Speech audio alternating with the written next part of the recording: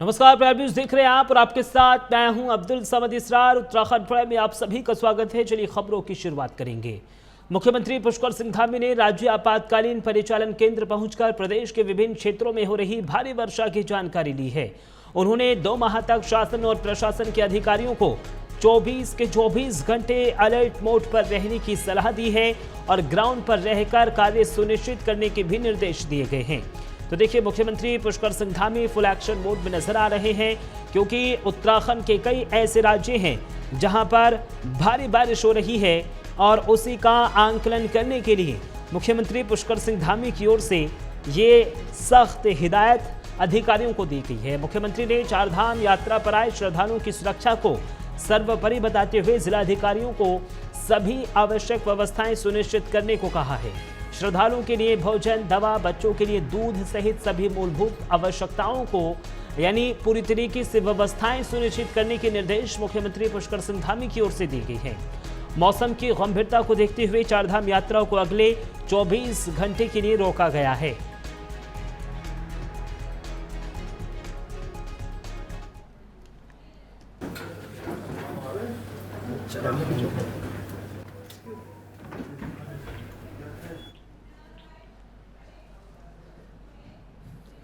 खबरों में आगे बढ़ेंगे। बीजेपी केंद्रीय नेतृत्व ने उत्तराखंड में प्रदेश अध्यक्ष पद पर चयन की घोषणा कर दी है। 1 जुलाई को प्रदेश बीजेपी को नया प्रदेश अध्यक्ष मिल सकता है। चुनाव की प्रक्रिया आज से शुरू होने की संभावना है।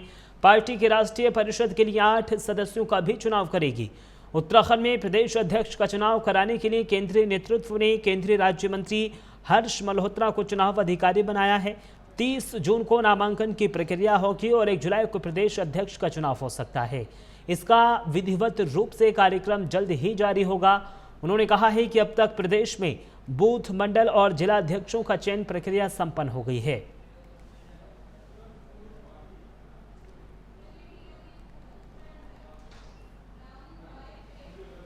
तो देखिए, जल्द ही अब उत्तराखंड को प्रदेश अध्यक्ष मिलने वाला है। चलिए अब खबरों में आगे बढ़ेंगे। मुख्यमंत्री पुष्कर सिंह धामी ने मुख्यमंत्री आवास में प्रधानमंत्री नरेंद्र मोदी के मन की बात कार्यक्रम का 123वां संस्करण सुना है। मुख्यमंत्री ने कहा है कि प्रधानमंत्री ने देशवासियों को योग, सामाजिक एकता, सेवा भाव और महिला सशक्तिकरण जैसे महत्वपूर्ण विषयों से प्रेरित किया। मुख्यमंत्री ने कहा है कि प्रधानमंत्री नरेंद्र मोदी के नेतृत्व में भारत को वैश्विक स्तर पर एक अलग पहचान मिली है। 21 जून को आयोजित अंतर्राष्ट्रीय योग दिवस ने एक बार फिर ये प्रदर्शित कर दिया है कि योग न केवल भारत में बल्कि पूरी दुनिया में अपनी विशेष पहचान बना चुका है। आगामी पंचायत चुनावों में बीजेपी एक परिवार एक व्यक्ति एक टिकट के सिद्धांत पर चुनाव में उतरेगी। ये सिद्धांत पार्टी के उस कार्यकर्ता पर लागू होगा जिनके परिजन पार्टी के वरिष्ठ पदों में अपनी सहभागिता निभा रहे हैं, चाहे वो चुने हुए जनप्रतिनिधि हों या संगठन के बड़े पदाधिकारी। परिवारवाद से परहेज के रूप में बीजेपी की ये रणनीति मानी जा रही है। बीजेपी की प्रदेश अध्यक्ष का मानना है कि पार्टी पहले से ही इन सिद्धांतों पर अमल करती है और कोशिश की जाती है कि परिवार के एक सदस्य को ही पार्टी अपना उम्मीदवार बनाए।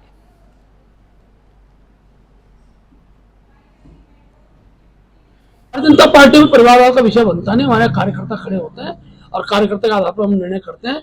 लंबे समय तक किसी राजनेता का कार्यकर्ता बीजेपी के कार्यक्रम में लगा रहता है तो उसको टिकट देने में हम परिवारों की श्रेणी को नहीं मानते, लेकिन तो भी हमारे यहाँ प्रतिबंधित होता है।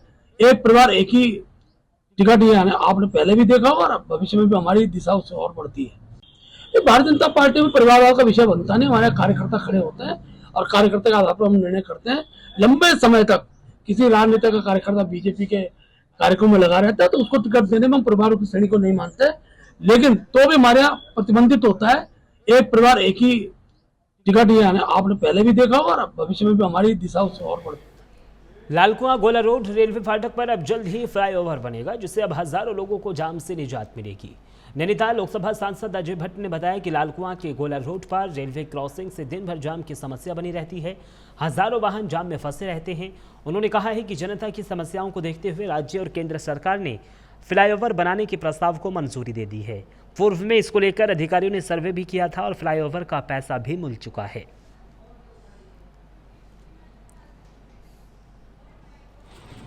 था कई बार ये ऊपर होने के बाद एक आध बार कैंसिल भी हो गया, नहीं बनता है करके, लेकिन इस बार फिर से लोगों ने कहा है तो पुनः हम इसमें से आगे इसको बढ़ा रहे हैं ताकि लोगों को इसकी सुविधा मिल पाए।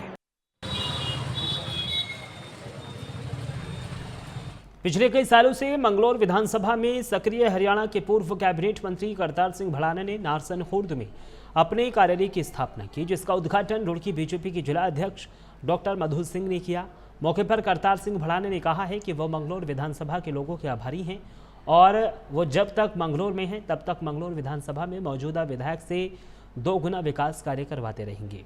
उन्होंने लिबरहेड़ी में गंग नहर के क्षतिग्रस्त पुल को लेकर भी कहा है कि 2027 से पहले इस पुल का निर्माण करवा लिया जाएगा और इस कार्यालय के बनाने का मकसद सिर्फ यही है कि क्षेत्र की जनता की समस्याओं का निवारण कर सके।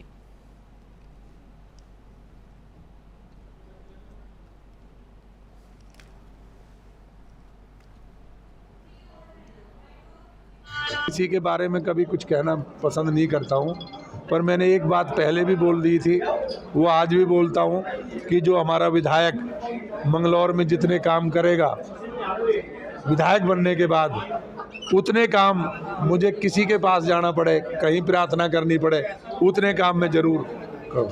सर कि ऐसा है, मैं उसके बारे में ज़्यादा तो विधायक क्या कहता वो तो मैं नहीं कहता, कि अगर मैं 27 में तक जिंदा रहा तो 27 से पहले पुल जरूर बनेगा, कुछ और हो या ना। ये तो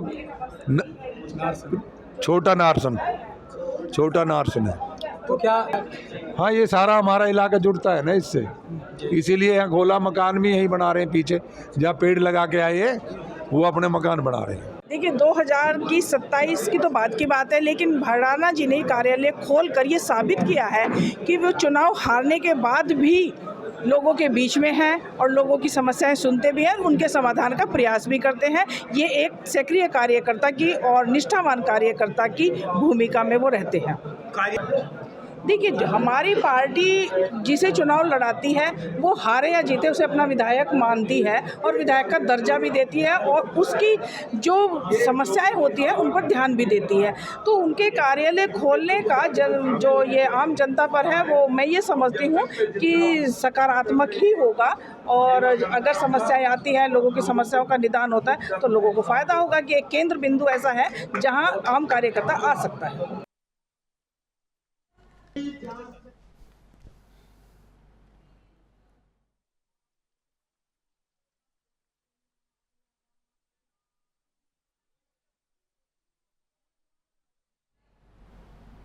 राजधानी देहरादून में मुख्यमंत्री पुष्कर सिंह धामी उत्तराखंड राज्य आपातकालीन परिचालन केंद्र पहुंचे। मौके पर प्रदेश के विभिन्न जनपदों में हो रही भारी वर्षा की स्थिति की जानकारी ली।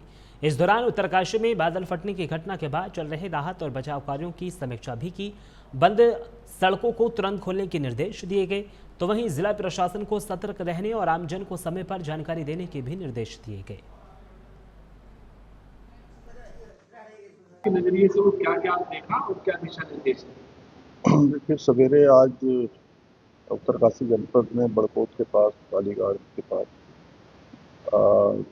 एक बड़ा लैंडस्लाइड हुआ और उसमें 29 लोग उसकी चपेट में आ गए थे जो वहाँ काम कर रहे थे। यहाँ पर बचाव दल पहुँचा और 20 लोगों को तत्काल ही वहाँ सुरक्षित निकाल लिया गया है। 2 लोगों की वहाँ पर बॉडी भी रिकवर हुई है।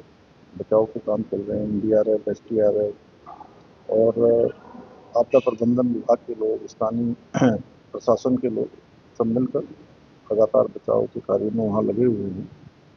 सभी जिलाधिकारियों को अलर्ट मोड में रहने के लिए कह दिया है। उसकी एक समीक्षा आज हम लोगों ने यहाँ से करी है, क्योंकि अगले 2 महीने लगातार अलर्ट में रहने के लिए कहा गया है। यहाँ पर आवश्यकता अनुसार जो भी काम करने की आवश्यकता करें।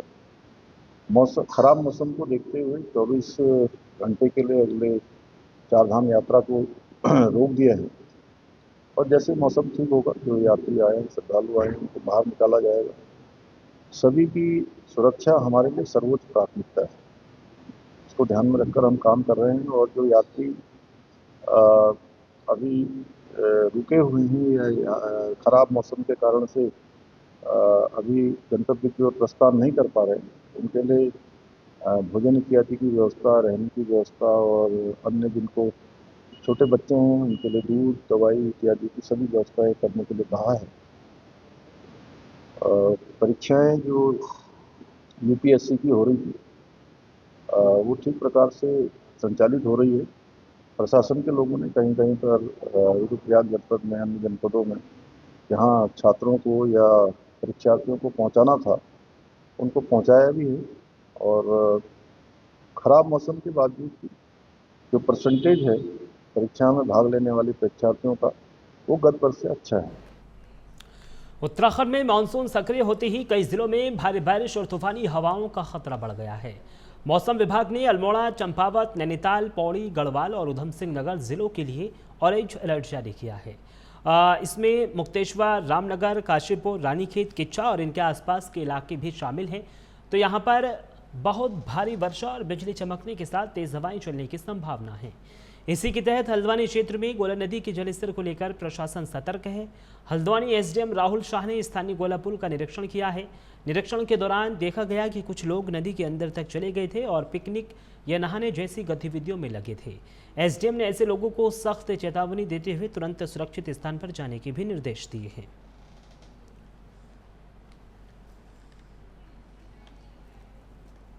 बारिश का अलर्ट था। अलर्ट के दृष्टिगत सभी स्थानों जो हमारे संवेदनशील है वहाँ का निरीक्षण किया जा रहा है। सभी जगह स्थिति सामान्य है। गौला में अभी 600 से 700 क्यूसेक वो अभी डिस्चार्ज हो रहा है। अत्यधिक जलस्तर नहीं बढ़ा है, लेकिन फिर भी संवेदनशीलता को देखते हुए सभी जगह अलर्ट रखते हुए अनाउंसमेंट किया जा रहा है कि नदी में बिल्कुल ना जाएं, नदी क्षेत्र में किसी प्रकार का आवागमन ना करें और जो लोग नदी के समीप हैं वहाँ पे भी उनको चिन्हित करते हुए वहाँ से हटने के लिए कहा जाए। बारिश का अलर्ट था। अलर्ट के दृष्टिगत सभी स्थानों जो हमारे संवेदनशील है वहाँ का निरीक्षण किया जा रहा है। सभी देहरादून स्थित बीजेपी प्रदेश कार्यालय में इन दिनों कार्यकर्ताओं का जमावड़ा देखने को मिल रहा है, जिससे कार्यालय में भी खूब हलचल पहल है। दरअसल प्रदेश के सभी जिलों से कार्यकर्ता देहरादून आ रहे हैं और आगामी पंचायत चुनाव में पार्टी का समर्थन हासिल करने में अपनी जुगत में लगा रहे हैं। बीजेपी नेताओं का मानना है कि बीजेपी ने पंचायत चुनाव की तैयारी पहले से ही कर रखी है। जिला पंचायत के लिए पर्यवेक्षकों का पैनल जिलों में भेजा गया था। इसके बाद सभी ने अपनी लिस्ट प्रदेश कार्यालय को सौंप दी है। अब उस पर वरिष्ठ नेता मंथन करेंगे।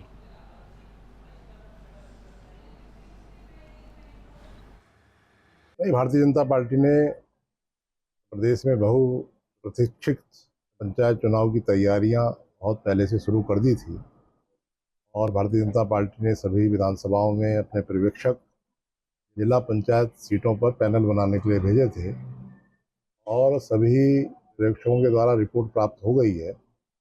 पूरे प्रदेश के अंदर 358 जिला पंचायत हैं। इन 358 जिला पंचायत में भारतीय जनता पार्टी का कार्यकर्ता कौन लड़ना चाहिए, इसकी स्थिति मजबूत है, तो सारा पैनल हमें प्राप्त हो चुका है। मैं माननीय कोल्ड का भी धन्यवाद करना चाहूँगा कि सरकार की, पंचायत की और इन जनता की विकास के विषयों की भावनाओं को उन्होंने समझा और कोर्ट से स्टे हटा है। और मुझे लगता है कि जुलाई माह में पूरी पंचायतें गठित होकर फिर एक बार विकास के नए क्रम से आगे बढ़ने का। पौड़ी में त्रिस्तरीय पंचायत चुनाव 2025 के तहत मतदान प्रक्रिया के लिए पोलिंग बूथों में तैनात मतदान कर्मियों का प्रथम रेंडमाइजेशन एनआईसी कक्ष में ईएमएस सॉफ्टवेयर के माध्यम से संपन्न हुआ। जनपद में त्रिस्तरीय पंचायत चुनाव के 1191 मतदान स्थलों में तैनात 1316 कार्मिकों का प्रथम रेंडमाइजेशन किया गया। जिला निर्वाचन अधिकारी स्वाति एस भदौरिया ने बताया कि प्रक्रिया पूरी पारदर्शिता और निष्पक्षता के साथ संपन्न की गई। उन्होंने कहा है कि त्रिस्तरीय पंचायत चुनाव की सभी तैयारियां समयबद्ध रूप से की जा रही हैं। चुनाव से जुड़े सभी कार्य पारदर्शी और निष्पक्ष तरीके से संपन्न किए जाएंगे। खबरों में आगे बढ़ेंगे और बात अब पहाड़ों पर लगातार हो रही भारी वर्षा की करेंगे, क्योंकि लगातार भारी वर्षा के बाद गंगा नदी का जलस्तर काफ़ी बढ़ गया है। सुरक्षा के दृष्टिकोण से जनपद हरिद्वार में नदी किनारे निवास करने वाले व्यक्तियों को सुरक्षित स्थानों पर जाने के लिए लगातार अनाउंसमेंट के करके उनको जागरूक किया जा रहा है। साथ ही हरिद्वार पुलिस गंगा किनारे मौजूद सभी श्रद्धालुओं और स्थानीय निवासियों से भी सुरक्षित और सतर्क रहने की अपील कर रही है।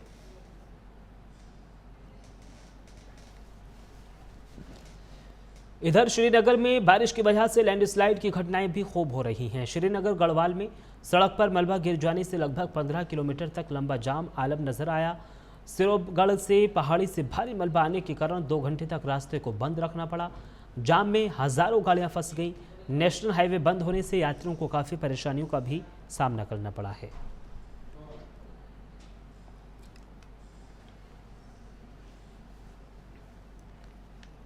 उत्तराखंड के उत्तरकाशी में बादल फटने से 2 मजदूरों की मौत हो गई, तो वहीं प्रशासन ने घटना को देखते हुए चारधाम यात्रा पर अभी ब्रेक लगा दिया है।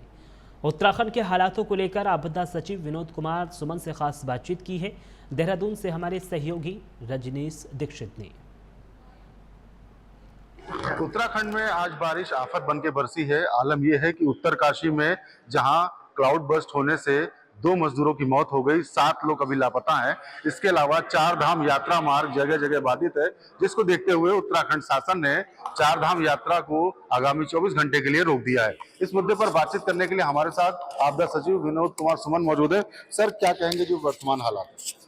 देखिए, वर्तमान हालत यह है कि मौके पर 50 से ज़्यादा लोग हमारे राहत कर्मी, हमारे एसडीआरएफ के, एनडीआरएफ के, स्थानीय पुलिस के, आपदा की टीमें काम कर रही हैं। वरिष्ठ अधिकारी मौके पर हैं, उनके द्वारा उसका पूरा कार्रवाई की जा रही है। और अभी तक ये पोजीशन है कि 20 लोगों को सुरक्षित निकाला गया है। 2 लोगों की मृत्यु की सूचना है, क्योंकि उस स्थान पर मलबा काफ़ी ज़्यादा जमा है। लगभग 12 फीट 10 फीट तक मलबा जमा है। मैनुअल तरीके से उसको निकालना संभव नहीं हो पा रहा है। मशीनें रवाना हो गई हैं, लोग पहुंच गए हैं, लेकिन मशीनें नहीं पहुंच पाई हैं क्योंकि रास्ता कई जगह बंद है। रास्ता हम लोग खोलने की कार्रवाई भी कर रहे हैं। जो ही रास्ता खुलता है तत्काल हम लोग उस मलबे को हटाएंगे और लोगों को उसमें से देखेंगे। उसके बगल में खाई है, वहाँ भी सर्च किया जा रहा है। स्नीफर डॉग भी लगाए गए हैं मौके पर, वो काम कर रहे हैं और हमारा राहत कार्य लगातार चल रहा है। सर, क्या लगता है कि जिस तरीके से आपदा, चूंकि रेड अलर्ट है पूरे उत्तराखंड में, तो ये जो रेस्क्यू ऑपरेशन है लंबा होने वाला है? नहीं, लंबा नहीं चलेगा। हम जो ही रास्ता खुलता है हम उसके 3 से 4 घंटे में पूरा कर लेंगे। बट चूंकि मशीनें नहीं जा पा रही हैं वहाँ पे, रास्ता कई जगह से बाधित है, टूट गया है, तो उसकी वजह से दिक्कत आ रही है। जो ही रास्ता खुलता है कल अपना कार्य कर लेंगे। सर, आज सीएम खुद आए आपदा प्रबंधन केंद्र में, उन्होंने यहाँ से मॉनिटरिंग की, आप लोगों के साथ काफी ब्रीफिंग भी हुई। चूंकि रेड अलर्ट है 2 दिन के लिए उत्तराखंड में, 4 धाम यात्रा रोकी गई, इसके बारे में देखिए, 4 धाम यात्रा रोकी गई है क्योंकि रास्ते कई जगह बंद हैं और ऐसे में जब लगातार बरसात हो रही है, पत्थर गिरने का डर बना हुआ है और मलबा आने का डर बना हुआ है, ऐसे में रास्ता रोका जाना पूरी तरह से उचित है और इसीलिए रोका गया है। अब 24 घंटे के लिए रोकने के बाद कल स्थिति की समीक्षा सुबह की जाएगी। अगर मौसम साफ रहता है, अगर यात्रा सुखद समझी जाएगी तो यात्रा खोला जाएगा, अदरवाइज फिर उसको आगे विचार किया जाएगा उसमें। सर, सीएम ने क्या इंस्ट्रक्शंस दिए हैं वर्तमान हालात में 4 धाम यात्रा के मद्देनजर, तीर्थयात्रियों को दिक्कत ना हो, किस तरीके से आप लोग एग्जीक्यूट करने वाले हैं? माननीय मुख्यमंत्री जी द्वारा ये निर्देश दिए गए हैं कि तीर्थ यात्रा में जो लोग आ रहे हैं उनके यात्रा कार्यक्रम को कुशल बनाने के लिए हमें हर तरह से तैयार रहना है। अगर कहीं किसी के पास व्यवस्था नहीं है तो उसके खाने की व्यवस्था, रहने की व्यवस्था भी कराई जाएगी। इसी प्रकार से जो महिलाएं हैं गर्भवती, मौसम ख़राब होने के कारण, रास्ता बंद होने के कारण उनके प्रसव में कोई दिक्कत ना हो, इसके लिए डेटाबेस बनाए जाने की आवश्यकता है, उसको निर्देश दिए हैं। और प्रसव की तिथि के पहले उनको कहीं ऐसे स्थान पर अस्पताल के पास रखा जाए जहाँ पे सुरक्षित प्रसव हो सके, जच्चा बच्चा सुरक्षित रह सके। इसके अलावा सभी जनपदों को निर्देश दिए गए हैं जो भी रास्ते बंद हो रहे हैं तत्काल त्वरित गति से खोलें और आवश्यक वस्तुओं की कहीं कमी न होने दिया जाए। और बाकी बहुत सारी तैयारियां होती हैं, सबके बारे में निर्देश डिटेल में दिए गए हैं। जनपदों की तैयारी कैसी है, किस तरह से जनपद रिस्पांस कर रहे हैं, किस तरह से उपकरण उनके पास हैं, डिजास्टर सेंटर कहाँ बनाया है, उसमें हेल्थ की क्या व्यवस्था है और बाकी चीज़ें क्या तैयारी हैं, उस सब के बारे में देखा जाएगा। तो ये थे हमारे साथ आपदा सचिव विनोद कुमार सुमन, जो तफसील की जानकारी दे रहे थे। बता रहे थे कि मुख्यमंत्री ने खुद यहाँ पर आकर आपदा परिचालन केंद्र में कमान संभाली है। कमान संभालने के साथ आवश्यक निर्देश दिए गए हैं। अभी के हालात ये हैं, चूंकि 4 धाम यात्रा मार्ग कई जगह पर बाधित है, तो इसको लेकर 4 धाम यात्रा को आगामी 24 घंटे के लिए रोक दिया गया है। उत्तरकाशी में जो बादल फटा है उसमें 2 मजदूरों की मौत हो चुकी है और 7 मजदूर लापता हैं, जिनका रेस्क्यू ऑपरेशन किया जा रहा है। हालांकि मौसम खराब है, जिसकी वजह से रेस्क्यू में दिक्कत आ रही है, मशीनरी पहुंचने में थोड़ा सा टाइम लग रहा है। और इसके अलावा अगर हम बात करें, जब हम सीएम से बात कर रहे थे तो उन्होंने बताया कि जो 10 से 12 घंटे का समय लग सकता है, जो 4 धाम यात्रा के जो NH हैं जो बाधित हुए हैं, जहां मलबा आया है, जो क्षतिग्रस्त हुए हैं, तो उनकी मरम्मत को भी निर्देश दे दिया गया है। इसके अलावा जो 4 धाम यात्रा 24 घंटे के लिए रोकी गई है, उसको लेकर भी आवश्यक निर्देश दिए गए हैं। उनमें बताया गया है कि जो तीर्थयात्री यात्रा के दरमियान यहाँ पहुंचे हुए हैं उनको रास्ते में ही रोका जाए, सेफ शेल्टर में रोका जाए। इसके अलावा नए तीर्थयात्रियों को ना भेजा जाए। तो कुल मिलाकर उत्तराखंड में 2 दिन का रेड अलर्ट है और रविवार को जो पहाड़ पे बारिश हो रही है वो आफत बन के उभरी है। कैमरा पंकज तलवार के साथ मैं रजनी। उत्तराखंड लोक सेवा आयोग हरिद्वार द्वारा आयोजित उत्तराखंड सम्मिलित राज्य सिविल और प्रवर अधीनस्थ सेवा प्रारंभिक परीक्षा 2025 की लिखित परीक्षा 2 सत्रों में शांतिपूर्ण ढंग से संपन्न हो गई। जनपद के अंतर्गत कुल 10 परीक्षा केंद्र बनाए गए थे। परीक्षा के दौरान जिलाधिकारी स्वाति एस भदौरिया ने राजकीय इंटर कॉलेज पौड़ी का निरीक्षण किया। इस दौरान उन्होंने परीक्षा नोडल अधिकारी से व्यवस्थाओं की जानकारी भी ली। मौके पर उन्होंने कहा कि परीक्षा के दौरान सत्रों के यानी दोनों सत्रों के मध्य समय में बारिश की संभावना को देखते हुए सभी केंद्रों पर अभ्यर्थियों के बैठने की समुचित व्यवस्था सुनिश्चित की जाए। किसी भी परीक्षार्थियों को भीगने या फिर अन्य असुविधा का सामना न करना पड़े। साथ ही उन्होंने परीक्षा केंद्रों में पेयजल, शौचालय समेत अन्य मूलभूत सुविधाएं देने के भी निर्देश दिए हैं।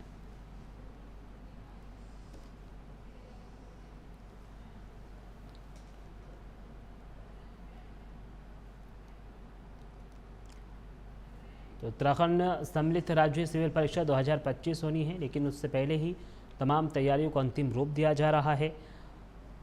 बारिश की संभावना को देखते हुए सभी केंद्रों पर अभ्यर्थियों के बैठने की समुचित व्यवस्था सुनिश्चित की जाए, ये जिलाधिकारी की ओर से निर्देश दिए गए हैं। किसी भी परीक्षार्थी को भीगने या फिर अन्य असुविधा का सामना न करना पड़े। साथ ही उन्होंने परीक्षा केंद्रों में पेयजल, शौचालय समेत अन्य मूलभूत सुविधाएं देने के भी निर्देश दिए हैं।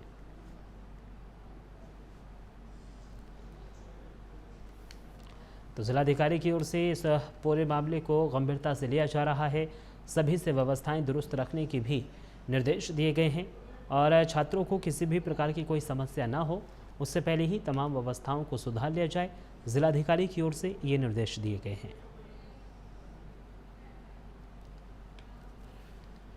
मसूरी में यमुना की सहायक नदी अगलाड़ में ऐतिहासिक राजमोड़ मेला हर्षोल्लास के साथ मनाया गया। मेले में यमुना घाटी, अगलाडू घाटी और बद्री घाटियों के दर्जनों गांवों के साथ ही पास के जौनसार के अलावा मसूरी और विकास नगर के ग्रामीण शामिल हुए। सैकड़ों की संख्या में ग्रामीण एक साथ नदी में उतरे और कई टन मछली पकड़ी। मेले के दौरान ढोल दमाऊं की थाप पर ग्रामीणों ने पारंपरिक नृत्य भी किया। आपको बता दें कि अगलाड़ नदी में मनाया जाने वाला ये मोड़ मेला लगभग 159 साल पुराना है। इतिहासकारों का मानना है कि मोड़ मेला सन 1866 में राजशाही काल से शुरू हुआ था। राजशाही काल में टिहरी नरेश मोड़ मेले में मौजूद रहते थे। प्रत्येक साल जून के अंतिम सप्ताह में अगलाड़ नदी में मछली पकड़ने का सामूहिक त्यौहार मनाया जाता रहा है।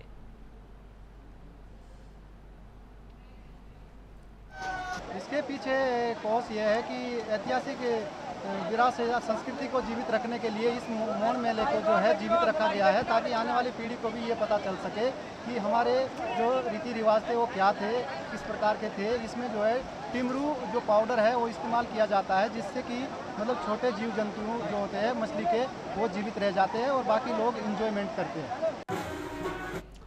और फिलहाल उत्तराखंड प्राइम में सिर्फ इतना ही। देश और दुनिया की तमाम बड़ी खबरों के लिए आप बने रहिए प्राइम न्यूज़ के साथ। नमस्कार।